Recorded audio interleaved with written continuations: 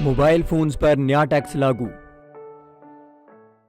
وفاقی وزیر اطلاعات فواد چودھری نے کہا ہے کہ اوورسیز پاکستانی ایک موبائل فون لا سکتے ہیں لیکن اضافی فون لانے پر ٹیکس عائد کیا جائے گا۔ سماجی رابطوں کی ویب سائٹ ٹویٹر پر ایک بیرون ملک مقیم پاکستانی نے وزیر اطلاعات سے فون پر ٹیکس لگانے کا شکوہ کیا ہے تو فواد چودھری نے جواب میں لکھا کہ ہم $2 ارب کے موبائل درآمد کر رہے ہیں، اس پر ٹیکس نہیں لگائیں گے تو کیسے چلے گا۔ وزیر اطلاعات نے اپنے پیغام میں لکھا کہ $60 سے کم قیمت کے فون پر ٹیکس نہ ہونے کے برابر ہے۔ مہنگے فون پر 38% ٹیکس لاگو کیا گیا ہے۔ واضح رہے کہ حکومت نے اوورسیز پاکستانیوں پر اضافی موبائل فون لانے پر ٹیکس لگانے کے احکامات جاری کیے تھے۔ اس کا فیصلہ وزیر اعظم عمران خان کی زیر صدارت ہونے والے وفاقی کابینہ کے اجلاس میں کیا گیا تھا۔ فواد چودھری کا کہنا تھا کہ 82 ملین کے موبائل فونز پر ٹیکس ادا ہو رہے ہیں۔ $2.5 ارب کے موبائل فونز غیر قانونی طریقے سے آ رہے ہیں جن پر ٹیکس ادا نہیں ہو رہا۔ وزیر مملکت حماد اظہر کا کہنا تھا کہ لیگیج رولز کے مطابق اوورسیز پاکستانیوں کو اپنے ساتھ زیادہ سے زیادہ 5 موبائل فون لانے کی اجازت ہوگی